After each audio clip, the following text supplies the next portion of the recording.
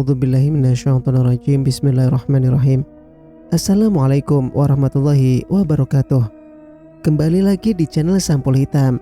Untuk cerita kali ini, Mang Sokir masih melanjutkan cerita yang sebelumnya yang berjudul Hantu Maharani. Cerita ini ditulis oleh Novita Jungkook.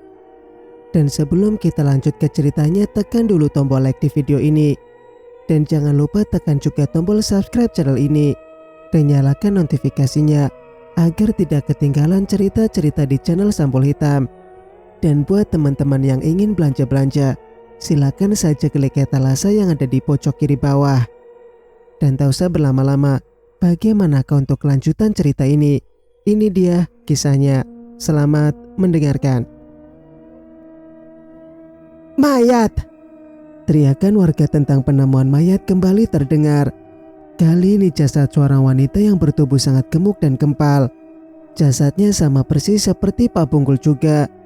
Sudah bisa dipastikan bahwa pelakunya adalah orang yang sama. Anak dari wanita itu histeris melihat kondisi ibunya yang sangat rusak. Kali ini Laras juga menyaksikan keadaannya.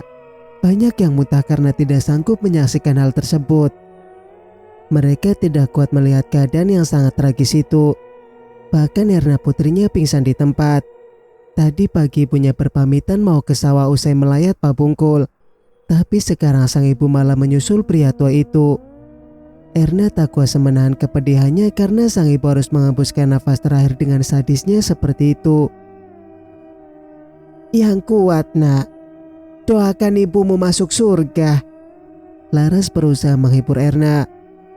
Diambang kesadarannya yang hampir pulih, Erna hanya mengangguk pelan sambil melongo sedih. Jasad ibunya Erna segera dibawa pulang. Para warga sudah sibuk menebak berbagai macam dugaan. Kenapa mereka tega kepada ibuku, Mbak Laras? Erna bertanya lirih. Istighfar nak, doakan semoga arwah ibumu tenang, pujuk Laras. Aku tidak bisa hidup sendirian. Aku ingin ikut ibu saja, pekik Erna. Ya Allah Erna, tidak baik bicara begitu, sergah Laras. Erna sudah membayangkan bagaimana nanti hidupnya tanpa seorang ibu. Pasti akan sangat sengsara bila hidupnya sendirian. Bagaimana jika akan makan dan minum? Karena Erna adalah sosok anak yang manja. Semua harus disuguhkan oleh sang ibu. Erna memang sangat bergantung pada ibunya. Ibu Erna memanjakan putrinya karena ia adalah ibu tunggal. Jadi ia berusaha semaksimal mungkin untuk menjadi ibu sekaligus ayah.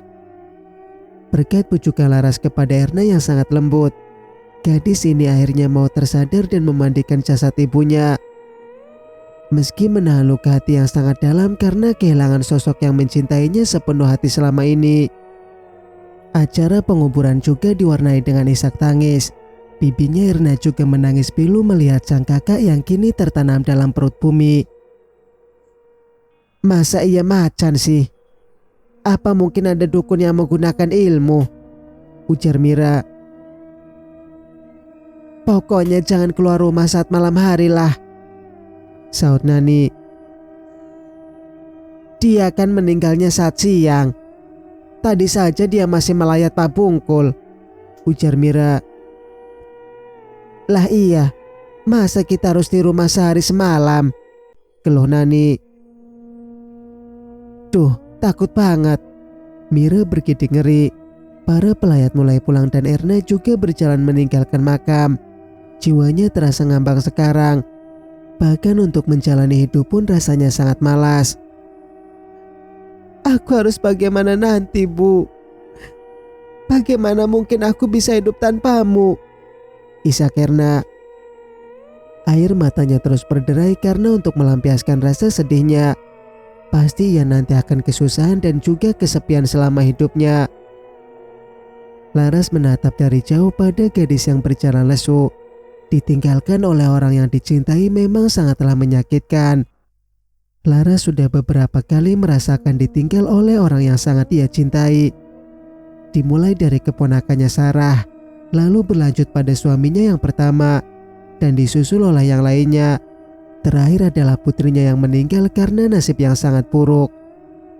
Bila saja iman wanita ini tidak kuat, pasti Laras akan meninggalkan Tuhannya dan melakukan perbuatan sesat untuk menduakan Tuhan. Namun wanita ini tetap waras walau digempur dengan cobaan yang tiada habisnya. Singkat cerita, Andre keluar dari rumah ketika mendengar suara kambingnya yang terus mengembek. Suaranya membuat tidur pria ini terganggu. Karena tidak punya kandang, Andre meletakkan kambingnya di taman sebelah rumah. "Kenapa sih dia?" Rutuk Andre bergegas ke samping. Betapa kagetnya Andre ketika melihat kambing yang untuk akikah kini sudah tergeletak dengan perut kroak. Andre cepat mengejar ke arah semak karena ia tadi sempat melihat ujung ekor yang berduri. "Ular! Itu ular!" Kaget Andre dengan tubuh tegang. Bahkan Andre juga melihat kalau sosok itu adalah ular setengah badan. Ia sempat tidak percaya dengan penglihatannya. Batinnya menyangkal ini semua. "Arya, kenapa kau melakukan itu?" Andre termenung. Adik yang diharap-harap pulang ternyata malah menjadi sosok yang sangat mengerikan. Entah bagaimana nanti perasaannya Laras dan Nay. Namun Andre memutuskan untuk tidak mengatakan dulu kepada mereka. Ia ingin menyelidiki sendiri siapa sosok tersebut. Namun hanya Arya yang menjadi ular separuh manusia. Andre membatin lagi. Dengan langkahnya yang kontek karena merasa kecewa dengan harapannya sendiri. Andre mulai diselimuti rasa amarah karena kini ia sungguh tidak bisa percaya lagi dengan makhluk berdarah setan itu. Awalnya, Andre juga menaruh harapan bila saja Arya bisa menjadi manusia yang baik dan hidup normal bersama mereka. Namun harapannya harus pupus. "Kenapa harus sampai 1 tahun aku menunggu? Kenapa engkau sangat suka menyiksa kami ya Allah?" Andre frustasi memikirkan ini semua. Membayangkan bagaimana nanti ibunya akan sangat kecewa setelah tahu ini semua. Laras pasti akan sangat marah dan terluka. Terlebih Nay yang sudah berusaha berlapang dada menerima Arya dan menyayanginya. "Brengsek, aku sendiri yang akan membunuhmu." Geram Andre begitu marah. Bergegas mengambil pisau tanduk loreng dalam kamarnya. Andre berniat untuk mencari Arya dan membunuh adiknya. "Mau kemana, Mas?" Nay terbangun dari tidurnya. "Mas mau pergi dulu ke rumah teman. Kamu kunci semua pintu dan jendela ya," pesan Andre. Nay mengantar suaminya sampai di depan pintu. Setelah itu ia masuk lagi dan kembali tidur bersama dengan Alea. "Ayahmu itu kalau main tidak ingat waktu. Masa sudah jam 11 malam baru pergi main?" Rutuk Nay berbicara pada putrinya. Tidak menyadari bahwa ada sepasang mata berwarna merah tengah menatapnya dengan rasa amarah. Bahkan makhluk itu juga menatap Alea dengan rasa iri dengki. Nay melanjutkan tidurnya sambil mengeloni Alea. Makhluk itu perlahan juga merayap pergi meninggalkan rumah. Warnanya sangat hitam pekat dan berjalan sangat cepat masuk ke dalam semak belukar. Ekor yang memiliki duri tajam itu menghantam batang kayu. Kayu itu sampai hancur tak berbentuk karena saking kuatnya dentuman itu. Teriakannya sangat melengking untuk meluapkan rasa marah dan cemburunya. Tangannya terkepal erat sampai buku-buku jari memutih. Singkat cerita, Laras melongo tidak percaya dengan cerita Andrew yang baru saja didengarnya ini. Putra yang ia tunggu-tunggu kepulangannya malah menyimpang. Padahal Laras sudah berharap besar bahwa Arya akan menjadi manusia normal dan tinggal bersamanya. Namun Allah masih saja membuat hati wanita ini kecewa. Seolah belum wayahnya Laras untuk merasakan kebahagiaan untuk tinggal bersama keluarga. Meski dari awal tahu bahwa Arya memang memiliki darah iblis, namun Laras tidak bisa mencegah harapannya untuk anak itu. Ternyata sekarang ia harus kecewa lagi dan menderita lagi. "Aku sendiri yang akan membunuhnya, Bu. Kumohon ibu tidak usah ikut campur," pinta Andrew. "Bagaimana jika itu bukan Arya, Andrew?" Laras masih berusaha menyangkal. Siapa lagi kalau bukan dia? Manusia setengah ular hanyalah Arya saja, geram Andrew. Kesabarannya sudah habis karena terus diuji dengan hal seperti ini. Baru saja bisa tenang sebentar, malah ketambahan Arya yang berulah. Walau belum jelas wajah siluman yang melukai warga itu. Sudah cukup, Bu. Untuk apa ibu membela dia? Serga Andrew. Hati ibu mengatakan bahwa itu bukan Arya, Nak. Laras berkata pelan. Sekarang ibu jawab aku. Bila bukan dia, lalu siapa lagi siluman ular itu? Andrew sangat marah. Laras tidak bisa menjawab karena siluman ular hanya ada Arya saja. Dan tragedi ini terjadi setelah tepat 1 tahun pertapaannya Arya. Apa mungkin dia gagal dan sekarang menjadi marah? Tebak Laras. Aku tidak peduli mau gagal atau tidak. Yang jelas aku akan membunuhnya. Dan tolong ibu jelaskan pelan-pelan kepada Nay, tegas Andrew. Kini harapannya sudah pupus untuk hidup bersama putra barunya. Laras harus menelan pil pahit kembali. Ia hanya mengangguk saja agar Andrew tidak semakin naik darah. Walau sesungguhnya Laras masih tidak percaya bahwa Arya menjadi jahat begini. Andrew pergi meninggalkan rumah ibunya. Ia akan berkeliling kampung untuk mencari sosok tersebut. Menyesal karena pernah memiliki rasa kasihan kepada adiknya itu. Aku yang bodoh karena malah iba dengan titisan setan, rutuk Andrew. Suasana kampung sangat senyap karena ini memang sudah tengah malam. Hanya orang yang punya peliharaan saja yang tengah berjaga karena mereka tidak mau kehilangan hartanya. Sedangkan yang tidak punya peliharaan, mereka mengunci rapat rumahnya agar pemangsa tidak masuk. Sebisa mungkin mereka berusaha melindungi diri. Andrew terperanjat kaget karena pundaknya ditepuk oleh seseorang. Wajah yang sangat asing karena Andrew tidak pernah ia lihat sebelumnya. Gadis yang berkulit pucat dan tanpa sengaja hidung Andrew mencium bau lengur. Maaf mengagetkan sampean, Mas, sesal gadis itu. Iya, tidak apa-apa. Ada perlu apa? Tanya Andrew. Tidak ada. Hanya mengingatkan bahwa jangan terlalu ikut campur bila tidak mau terluka, ujar gadis misterius ini. Apa maksudmu? Andrew tidak mengerti.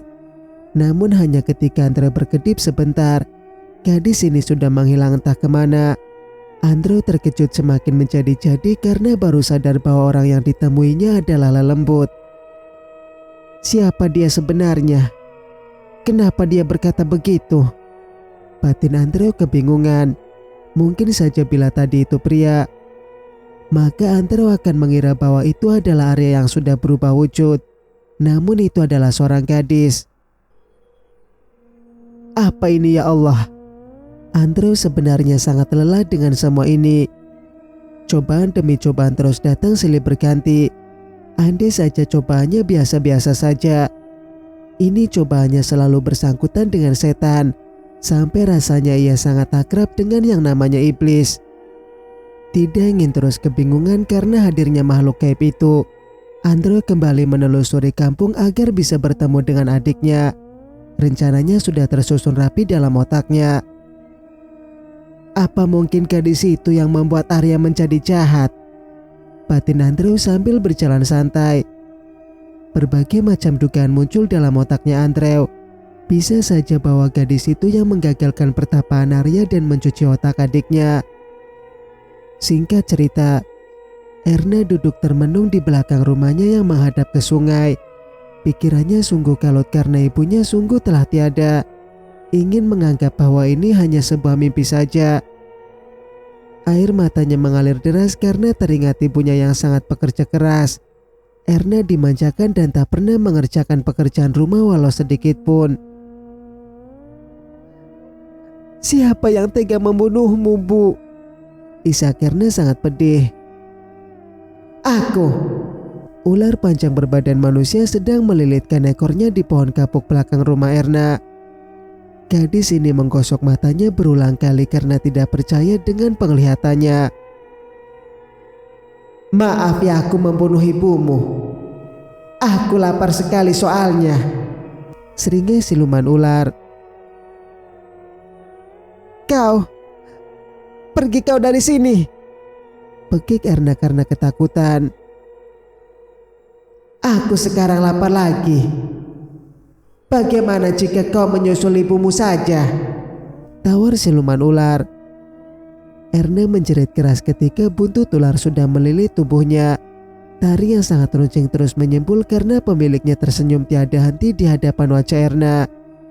Bahkan air liurnya jatuh tepat mengenai hidung gadis ini. Lepaskan aku. Nafas Erna tersendat-sendat karena dadanya sesak akibat lilitan ular yang sangat kencang. Siluman ular menancapkan taring di leher Erna sehingga gadis ini kejang. Bahkan Erna yang masih kejang itu, siluman ular sudah mengoyak perutnya dan mengambil hati Erna. Dikunyah dalam keadaan mentah sehingga darah berceceran di lantai. Enak sekali, seru siluman ular meresapi hati gadis ini. Ususnya ditarik hingga berserakan. Jantung dan juga bagian lainnya pun menjadi sasarannya. Tidak ada satupun yang ketinggalan. Erna merasakan sakitnya sakaratul maut yang sangat luar biasa. Air matanya masih sempat jatuh menetes karena rasa sakit yang sangat luar biasa. Tangan siluman ular yang berkuku panjang itu mencongkel mata Erna. Dikulum berulang kali, barulah dikunyahnya sampai habis. Nino yang sering keliling karena untuk menjaga keamanan warga, kini ia mendatangi belakang rumahnya Erna karena ia merasakan firasat yang tidak bagus. Gadis itu mungkin masih menangis, batin Nino iba. Bagian belakang nampak terang karena pintu yang terbuka. Nino berjalan mendekati. Barangkali saja ia bisa menasehati gadis yang sedang frustasi itu. Namun Nino sekarang mematung di tempat karena menemukan Erna yang sudah tidak bernyawa. Sama seperti nasib ibunya yang meninggal karena ceroan dan juga bola mata menghilang. Di tempat lain, Arya sedang duduk di atas kayu dan anak itu menangis sedih. Laras perlahan mendekatinya karena hati wanita ini sangat iba melihat putranya menangis. Tiba-tiba saja Laras malah terpental seperti didorong oleh sesuatu yang kekuatannya sangat besar. Laras berusaha bangun. Arya menoleh kepada ibunya yang sedang terluka. Tolong aku, Bu, rintik Arya meneteskan air mata. Arya. Laras kini sadar bahwa Arya seperti terkurung oleh tembok yang tidak terlihat. Tubuh putranya juga sudah seutuhnya menjadi manusia. Arya berdiri sambil menangis. Tolong aku, Bu, pekik Arya. Mata Laras terbuka lebar dan tubuhnya menegang tak karuan. Ternyata itu hanya mimpi saja. Namun kenapa terasa sangat nyata? Apalagi melihat Arya yang menangis meminta tolong. Ada yang tidak beres ini. Batin Laras semakin yakin bahwa putranya tidak baik-baik saja. Laras mempersiapkan segala keperluannya untuk memulai perjalanan ini. Ia sudah bertekad akan menyusul Arya ke alas roban. Ingin memastikan semuanya. Apa benar bahwa putranya memang dalam bahaya? Walaupun perjalanan ke sana bukanlah hal yang mudah. Alas roban yang terkenal dengan keangkerannya. Apalagi Laras memang sangat peka dengan hal gaib. Seolah memang hidupnya selalu berdampingan dengan makhluk sesat. Hanya loreng yang tetap setia menemaninya. Walaupun pisau tanduk loreng ada di tangan Andrew, namun hewan ini lebih senang berdampingan dengan wanita yang ia pilihkan untuk tuannya. Ustadz Ali dulu menikahi Laras karena loreng yang menjodohkan. Hewan itu begitu cocok dengan Laras yang hatinya memang sangat baik kepada sesama. Walau balasan yang Laras terima terlalu menyakitkan. Berkat loreng yang sangat sakti, kini mereka berdua sudah berada di pinggiran alas roban yang terlihat sangat menyeramkan. Kau tidak salah pilih hutan kan Loreng? Kau seram sekali ya, ucap Laras agak merinding. Loreng yang ngambek karena dibilang salah pilih hutan, malah menggigit kaki Laras untuk melampiaskan rasa kesalnya. Ayo kita cari air terjun itu, ajak Laras. Arya bertapa di gua yang ada air terjunnya. Laras berjalan menyusuri jalan setapak tersebut. Kiri kanan hanya ada hutan dan semak belukar. Untungnya tadi ia juga sempat membawa senter.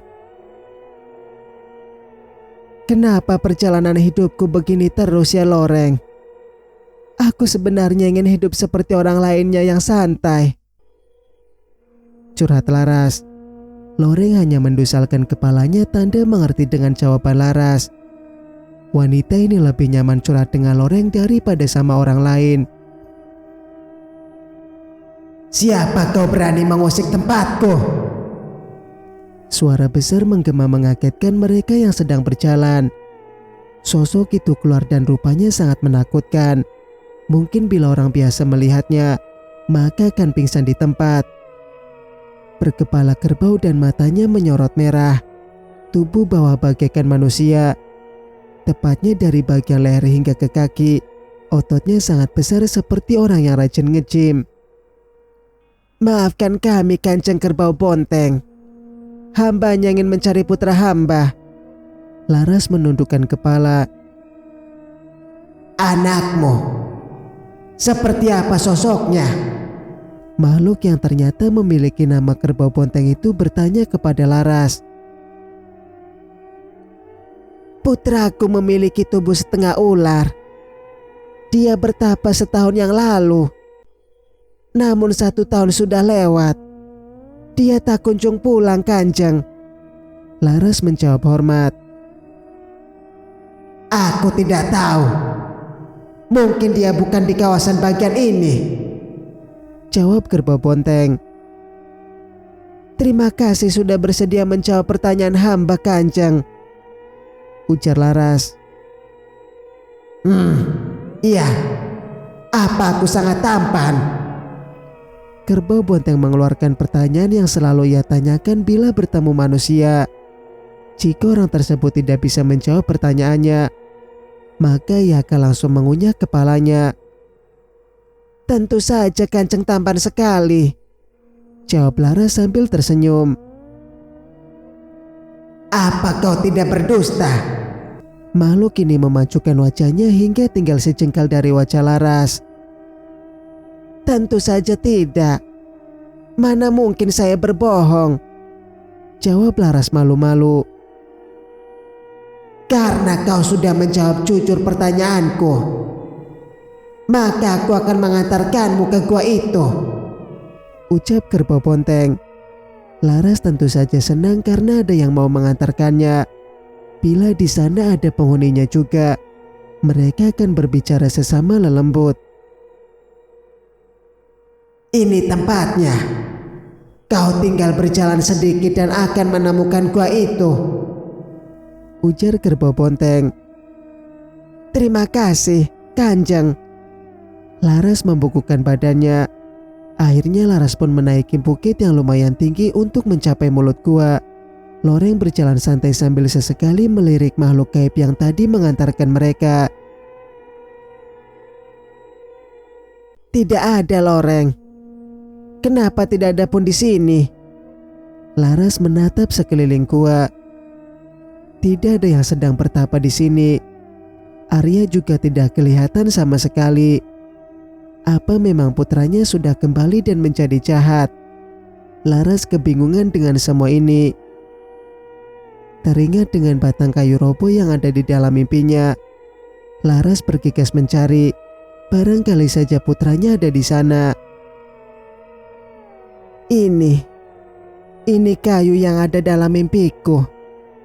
Pati Laras menatap kanan kiri.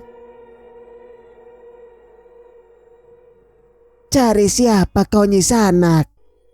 Tanya seorang nenek tua dengan tubuh bongkok. Ya Allah. Laras mengusap dadanya karena kaget. Nenek itu tersenyum menunjukkan giginya yang merah karena terkena sirih. Laras sadar kalau yang dihadapannya ini bukan manusia. "Siapa yang kau cari?" Nenek itu mengulang pertanyaannya. "Putraku hilang, Bu," jawab Laras sedih. "Aduh, kasihannya. Kenapa kau bisa sampai hilang?" tanya nenek itu lagi. "Katanya dia ingin bertapa di sini. Tapi sudah 1 tahun dan dia belum juga pulang," ucap Laras. "Apa anakmu yang bertubuh ular itu?" tanya nenek bongkok. "Iya, apa ibu pernah melihatnya?" Laras jadi bersemangat. Nenek bongkok mengacak Laras dan menunjukkan bekas kulit ular yang sudah terlepas. Warnanya hitam keemasan. Ada pula bekas duri-duri di ujung ekornya. "Aku pernah mengganggunya ketika dia bertapa. Aku mengatakan bahwa ibunya tidak akan menerima dia. Walaupun dia sudah berubah menjadi manusia, namun dia tetap kekeh pada pertapaannya," cerita nenek bongkok. "Lalu di mana putraku sekarang? Kenapa kau mengatakan hal seperti itu?" Laras berteriak marah. "Tentu saja dia sudah pulang. Dia juga berpamitan kepadaku saat sudah selesai. Aku juga meminta maaf kepadanya karena sudah mengatakan hal seperti itu," jelas nenek bongkok. "Di mana dia sekarang ya Allah?" Laras menangis sambil jongkok. Menutup wajahnya sambil menangis keras, memikirkan di mana putranya. Apa memang Arya sudah pulang dan ada yang tidak ia sukai hingga melakukan hal jahat? Lemas lunglai tubuh Nay setelah mendengar penjelasan dari mertuanya. Anak yang ia harapkan akan pulang dan hidup bersama, kini entah di mana. Dan bisa jadi bahwa itu adalah pemangsa yang saat ini sedang berkeliaran. Air matanya menetes begitu saja tanpa bisa dicegah. Andaikan dari awal ia tidak memiliki harapan, pasti hatinya tak akan sakit begini. Saat pergi, Arya membuat kesan yang sangat baik sehingga mampu meluluhkan hati Nay. Siapa sangka kalau akhirnya malah begini. Bisa saja Arya tidak datang kepadanya. Nay akan terus membencinya dan tidak berharap seperti sekarang ini. Laras juga sudah meninggalkan rumah anaknya. Ia ingin sendiri dan menenangkan pikirannya yang sedang tidak karuan. Ia juga punya kesedihan sendiri, sehingga tidak bisa menghibur Nay. Tepat itu pula Laras melihat kerumunan orang yang sangat banyak di depan rumah Erna. Karena ia baru saja pulang dari alas roban, Laras tidak mendengar pengumuman dari masjid bahwa gadis itu sudah meninggal. Nay juga lupa memberitahu mertuanya. Wanita itu larut dalam kekecewaan yang mendalam. Laras segera mendekati Nino yang berada di sana. "Ada apa ini, Noh?" tanya Laras menatap heran. "Loh, sampai Anda dengar toh, Mbak? Erna meninggal," saut Nino. "Dengar apa?" Laras semakin tidak kuat menahan perasaannya. "Erna meninggal dengan keadaan yang sama seperti ibunya," ujar Nino. Laras merosot jatuh ke tanah karena tak kuat mendengar kabar yang sangat ia takuti ini. Korban bertambah lagi dan pastinya pelaku masih orang yang sama seperti sebelumnya. "Sampean kenapa toh, Mbak?" Nino membantu Laras berdiri. "Apa tubuhnya juga tidak utuh, Noh?" Laras bertanya memastikan. Dengan berat Nino menganggukkan kepalanya. Mereka akan semakin waspada sekarang. Pelaku pembunuhan ini harus ditangkap secepatnya karena bisa merugikan banyak warga. Kini totalnya sudah 3 orang yang mati dengan keadaan seperti itu. Bila dibiarkan tanpa dilawan, maka bersiap akan menerima kematian yang sangat tragis ini. Bersambung, nantikan kelanjutan ceritanya di video berikutnya. Mang Sukir pamit. Wassalamualaikum warahmatullahi wabarakatuh.